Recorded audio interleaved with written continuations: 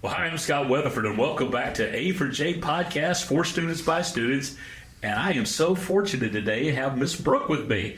And Brooke, you're about to go off to A&M. Sure I am. Yeah, what you going to major in? I'm going to major in finance. Finance. Show me the money. That's the goal. So, what's your kind of end game? What do you want to do? Like after you get your degree, get that ring, and do you guys get boots at A&M, or is that just the Corps cadet, whatever? Want to be military guys? I think just rings. Just rings. You think? Yeah. Which you haven't gone through the cult class yet, have Not you? yet. That'll be next week. Next week. Okay. They call it fish camp. Is that right? Yes, sir. Okay. All right. So, Brooke, you and I are going to talk today about what's really important, because this is a time of your life where you're really facing these things: fear, anxiety, and stress. Fear, anxiety, and stress. So let's talk a little bit about that and what's going on in your heart and your life. Now, you're about to leave home for the first time. You're going to move from the palatial, beautiful city, metropolitan area of booming metropolis, a sophisticated epicenter of the cultural world, Victoria, Texas, and you're moving to Bryan, College Station, and you're going to be an Aggie. Mm-hmm. So how do you feel about that? Are you excited, you nervous, or both, or what? It's kind of a little bit of everything. I mean, I'm honestly excited and happy. You know, I'm going to go off, do new things, meet new people. But there's a lot of sadness and stress and anxiety with leaving my friends, my family. And, like, I lived in Victoria all 18 years of my life. Like, I have not been anywhere else, so this is going to be a huge change for me. Big change. Have you had a chance to, like, travel the world? Or Not really. Not really. So this is kind of like a big adventure for you. Yes, sir. Okay, and you've got a boyfriend. I do. You going to keep him? I am. You are? I hope so. Okay. Well, that just causes more stress and anxiety for you right here. Yeah, because you're going into this, well, I know you probably have a place to live, right? Yes, sir. And you probably have a roommate already, I right? do. Yes, I have 3, actually. 3 roommates. Yes. Do you think that may cause any stress and anxiety? It definitely, I mean, I don't know for sure yet because we haven't all lived together. I mean, but there is some stress there with, like, okay, well, I don't know how they're going to be. You know, I've never lived with them. I've never even lived with, like, I have a brother, never even lived with, you know, girls near my age, so I don't even know what to expect. Yeah, so yeah. We'll see how they act and how, you know, it's going to be hard moving in with people that live in completely different lifestyles than me. So yeah. Have you known these girls for a while? 2 of them I've known for a long time. One's I do not know very much about her. She's from a different city. So. Where's she from? Huntsville. Oh, okay. Up there near the prison. Is she, like, in prison, incarcerated? She's not. Released? Thankfully, she's not, because she was placed with us randomly. So we had no idea about anything about her. But she's good. We've met her, so she's okay. Well, oftentimes, sometimes people seem like prisoners. They're behind a bar and looking for a key, but that's a whole other bad joke. I've never heard her sing. Okay, so I don't know. That's something that'll... Yeah, Skip told me the other day the anxiety he'd rather hear me sing than he'd heard me eat. So just other great jokes I'm telling, they're passing you up. So what do you think is causing... What do you think are the root causes of stress? Why do people feel stressed and anxious? What do you think is going on in your, like, generation of the world? What's causing all the anxiety and all the stress? Because you hear about that, like, a lot these days. Like, in fact, I heard a study that your generation, I think you're not generation... I think you're Generation Z, I think? Or X or something. Yeah, Zero yeah, I think they're generational. Yeah. But anyway, whatever letter you are, highest level anxiety of any other generation to this date. Now, I'm probably 4 generations removed from you because I'm, quote unquote, a boomer, whatever that means. Old. Old. Yeah. Thank you, Brooke. I appreciate that. That causes anxiety with me. Sorry. What do you think is causing all the anxiety and stress with you guys? What's up with that? I mean, it's just the fear of the future, I guess. I mean, and the world's always changing so much, and there's just so much bad, and it's so hard, you know, to find the right way, and, like, you're scared to fall into the wrong path, I think, too, and there's so much pressure, I feel like, riding on us to succeed, whatever that looks like, to do good. Yeah, it's kind of interesting. Back, 1,000 years ago, when the printing press was just invented, and I was going into college, that you didn't have all this information coming at you. You know, you got your information from the magazine or newspaper, or maybe from TV from Walter Cronkite, and You just didn't. You right now are instantaneous. You're getting information instantaneous, and you get prognostications, even predicting the future that may or may not be true. And do you think that raises your anxiety level, the overload of information? For sure. There's just so much to take in. So overwhelming, Yeah. So how do you narrow that down? How do you sort through all the noise to find, Brooke, find the heart of Brooke, find the stability of Brooke? How do you do that? What's your process?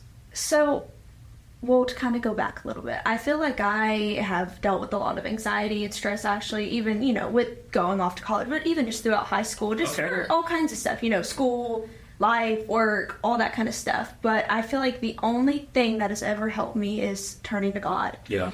And somebody once had said, I think it was like on a podcast or something like that the best way to look at anxiety is as you're like doubting God. It's almost like, you're worrying and all this, and it's like, well, are you doubting what God can do and you're trusting Him? And so whenever I think of it that way, I feel like it's inescapable. Everybody goes through the stress and the anxiety and all that. But it's what you do with that, Yeah, well, how do you respond to that? Yeah. So I just feel like whenever I think, okay, well, instead of dwelling on these fears and this anxiety and all this worry and just being so negative, I try to turn to God and think, well, I'm not doubting Him, and I need to put my trust in Him because He has a plan. He's bigger than my fears. And really, I just pray. And I try to, when I get in those moments, especially like, if I'm crying or whatever, just even sitting by myself, just really, scared for something, like with a lot of anxiety and stress, I just try to sit there and pray and ask God, please lead me through this. Show me the way I need to go, how I can overcome this, and what I need to do to, get away from this. Wow, you're wise beyond your years. It says in the Bible in Philippians, Paul wrote this down. I think it's just awesome. And I think this is what you're saying. Is this 4-6? It and is. 4-6. Yeah, This is one of my favorite verses, actually. Well, let's look at that. Let's kind of break that down. Be anxious for nothing. Yes. But everything with prayer and petition. You know what the word petition means? Like when you sign a petition, you get petitions. That means with prayer and petition, you're praying and you're having other people join you in the prayer. Okay. Your petition, like you invite your friend Lydia in, or invite your friend Skip in, you invite me in, that I'm going to pray for you, pray with you about whatever you're facing. Be anxious for nothing, but everything with prayer, petition, with thanksgiving. Yes.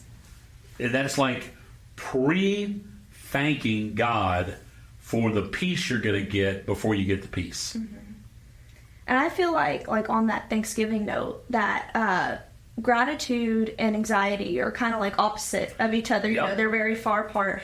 And they can't really coexist. So it's almost like if you're filling yourself with gratitude, you're going to cancel out the anxiety, Yeah. Why worry when you can praise? Yes. Why worry when you could be filled with God's joy?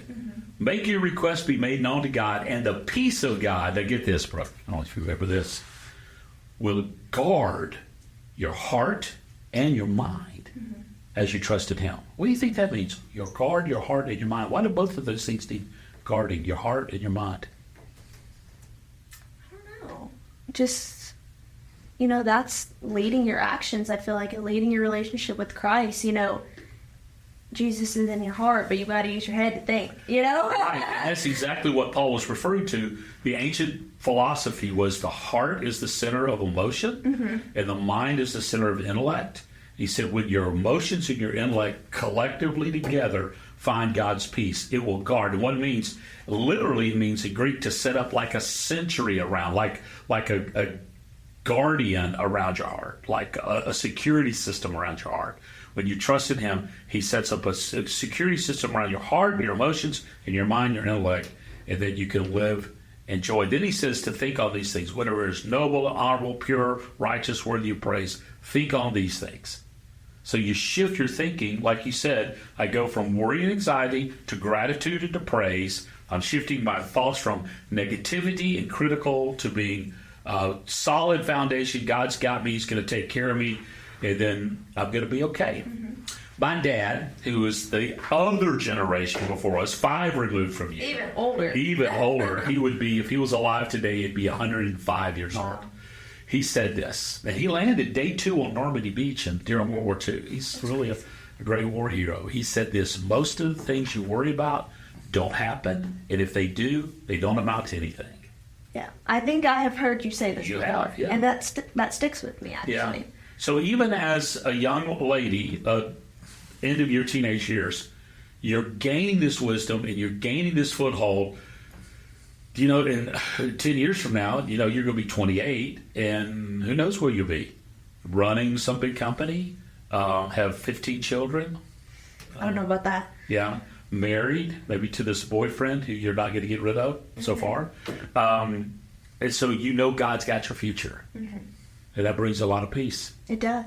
So what would you say to the folks listening to us about what would be the one thing you would say to them that would really help them, you know, teenage girls or whatever, with fear and anxiety? Then I have another question for you. What was one thing you say?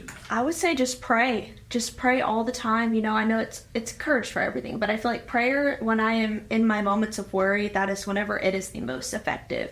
And it gets my mind off things, and it gives me some peace, you know, that, you know, God is bigger than my worries, and I know He has a plan for me, and I know that what I'm worrying about, like, if it even amounts to anything, it's silly. You know, why sit and waste my life on being negative when I can look at the goodness of God, when I know He's got me. Yeah, that's so good. He's got my back. Have you ever thought about journaling, writing out your prayers? You ever do that? I have before. I don't stick with it very That's well. hard. It's a hard discipline. It is. But I have tried. Yeah. I do that too. It's kind of, for me, it's kind of seasonal. Sometimes I'll become really disciplined, and sometimes I'm not. But you know, you never stress about it, because now this is really important. You'll pray for God to love you more. He already loves you. Mm-hmm. You pray so God will make you aware of Him more. And you journal so God goes, oh, look, he's journaling. I love him. Look at his journaling. No, He loves me, but I journal to get my heart aligned with God. God's always, I need to be aligned with God. God doesn't need to be aligned with me. He chooses to love me, and He aligns His life with me. Now, last question. Okay. Girl drama. Mm-hmm. You'll be living with 4 girls. I am. Or 3, right? 4 total. Yeah, the including 4th one. Does that cause you any stress at all? A little bit. I will say, the one thing that I've noticed that's been a little bit difficult is picking out furniture. Oh, yeah, decor. We all have our own bedrooms and bathrooms and closets and all that, so at least that part is, you know, settled. That we don't have to worry about that. But, you know, there's just the little things. And I've heard so many horror stories, so many, just even about, like, especially people living in dorms, so maybe I won't have that hard of a time, but, like, people that go in living with their best friends, and then they're like, I never even speak to them anymore. Cause like, some silly things. And I don't want that to happen. I'm so worried about that. Like, I'm like, I love these girls, and I'm so excited to live with them, and I hope nothing comes between that. Yeah. Well, you know, for you as a girl, the way your house is decorated is an extension of your personality. Mm-hmm. If you got 4 girls extending their personality and y'all are not collaborating together, it sets itself up for a real disaster. I know when Tara and I first married, you know, I lived with a bunch of guys. We don't care. You know, we have. Yeah, y'all just start trying to get by. Yeah, just we have 1 bowl, 1 spoon, and 1 pod. That's it. That's all we need. Lawn chairs. Yeah, it didn't matter. We had a couch I picked up on the side of the road. Mm-hmm. It smelled like somebody birthed the goat on it. But anyway. Sounds about right. But when I married Tara, all of a sudden we had to have all this stuff. Throw pillows. Yes. Like, what's up with 9 pillows on the bed? It's just the thing. Well, it's so bad. Tara and I have been married for 1,000 years.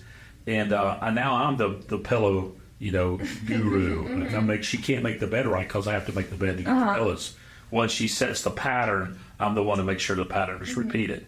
So it's that extension of yourself. So remember that when you get into the discussion about the decor, don't let your decor define you. Let your character define you.